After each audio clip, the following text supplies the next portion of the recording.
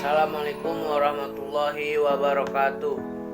Perkenalkan, nama saya Muhammad Iqbal Slamet dari kelas 1 BA05. Dalam rangka mengerjakan tugas hubungan masyarakat dengan dosen pengampu Septiarini Puspa Haji. Di sini saya akan menjelaskan etika profesi public relation. Public relation adalah sebuah disiplin manajerial kontemporer yang menarik dan memiliki banyak keterampilan, teknik dan strategi untuk ditawarkan kepada organisasi bisnis baik dalam domain komunikasi korporat maupun pemasaran. Patricia J menyatakan ada 5 poin-poin prinsip etika. 1. Veracity, menyampaikan benaran. 2. Non-malevolence, prinsip dasar perilaku moral. 3. Beneficence, merupakan bentuk lain dari sebuah prinsip yang cenderung menghindari menyakiti orang lain tetapi lebih produktif. 4. Confidentiality, menghormati wilayah pribadi orang lain dengan tetap menjaga kerahasiaan informasi. 5. Fairness, mengharuskan organisasi untuk saling menghormati setiap individu dan masyarakat. Kode etik yang dimiliki PR mencakup praktik yang berkaitan dengan praktik PR. Bagaimana praktisi menangani media, publik, atasan, klien, dan rekan kerja. Kode etik Profesi Humas Internasional Public Relations Association (IPRA) merupakan rujukan utama untuk profesi public relations. Setiap anggota wajib mengikuti kode etik. Beberapa yang harus didepankan oleh praktisi humas: observance, ketaatan, amati prinsip-prinsip piagam PBB dan Deklarasi Universal Hak Asasi. Integrity, bertindak dengan jujur dan berintegritas setiap saat untuk mempertahankan kepercayaan mereka. Dialog, berusaha untuk membangun kondisi moral dan intelektual dalam dialog dan mengakui hak semua pihak yang terlibat untuk menyatakan kasus mereka dan mengapresiasikan pandangan mereka.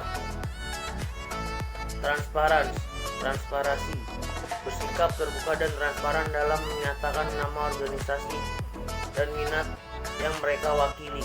Konflik, menghindari konflik kepentingan profesional dan mengungkapkan konflik tersebut kepada pihak yang terdampak ketika konflik tersebut terjadi. Akurasi, ambil semua langkah yang wajar untuk memastikan kebenaran dan keakuratan semua informasi yang diberikan.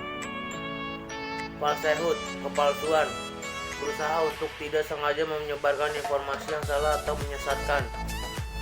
Deception, penipuan, tidak memperoleh informasi dengan cara yang menipu atau tidak jujur. Profit, keuntungan, tidak menjual keuntungan ke pihak ketiga. Salinan dokumen yang diperoleh dari otoritas publik. Competitors, pesaing, tidak dengan sengaja mencederai reputasi profesi praktisi lain.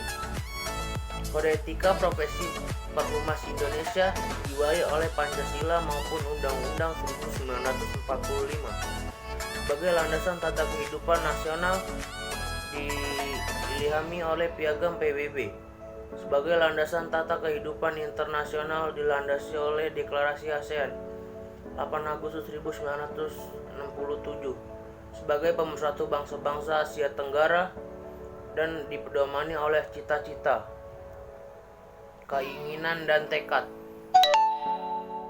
untuk mengamalkan sikap dan perilaku kehumasan secara profesional. Kami para anggota Perhimpunan Hubungan Masyarakat Indonesia Perhumas Indonesia sepakat untuk mematuhi Kode Etik Kehumasan Indonesia, dan bila terdapat bukti-bukti di antara kami dalam menjalankan profesi kehumasan ternyata ada yang melanggarnya, maka hal itu sudah tentu mengakibatkan diberlakukannya tindak organisasi terhadap pelanggarnya. Pasal 1. Komitmen pribadi. Anggota Perhumas harus memiliki dan menerapkan standar moral serta reputasi tinggi mungkin dalam menjalankan profesi kehumasan. Berperan secara nyata dan sungguh-sungguh dalam upaya memasyarakatkan kepentingan Indonesia. Menumbuhkan dan mengembangkan hubungan antar warga negara Indonesia yang serasi dan selaras demi terwujudnya persatuan dan kesatuan. Pasal 2. Perilaku terhadap klien atau atasan. Anggota Perhumas Indonesia harus 1. Berlaku jujur dalam berhubungan dan dengan klien atau atasan. 2. Tidak mewakili dua atau beberapa kepentingan yang berbeda atau yang bersaing dengan persetujuan semua pihak yang terkait. 3. Menjamin rahasia serta kepercayaan yang diberikan oleh klien atau atasan maupun yang pernah diberikan oleh mantan klien atau mantan atasan. Tidak melakukan tindak atau mengeluarkan ucapan yang cenderung merendahkan martabat klien atau atasan maupun mantan klien atau mantan atasan. 5. Dalam memberi jasa-jasa kepada klien atau atasan tidak akan menerima pembayaran komisi atau imbalan dari pihak manapun selain dari klien atau atasan yang telah memperoleh penjelasan lengkap. 6. Tidak akan menyerahkan kepada calon klien atau calon atasan bahwa pembayaran atau imbalan jasa-jasanya harus didasarkan kepada hasil-hasil tertentu, atau tidak akan menyetujui perjanjian ataupun yang mengarah kepada hal-hal serupa. Pasal 3. Perilaku terhadap masyarakat dan media massa. Anggota Perhumas Indonesia harus menjalankan kegiatan profesi kehumasan dengan memperhatikan kepentingan masyarakat serta harga diri anggota masyarakat. 2. Tidak melibatkan diri dalam tidak memanipulasi integritas sarana maupun jalur komunikasi massa. 3. Tidak menyebarluaskan informasi yang tidak benar atau yang menyesatkan sehingga dapat menodai profesi kehumasan. 4. Senantiasa membantu untuk kepentingan Indonesia.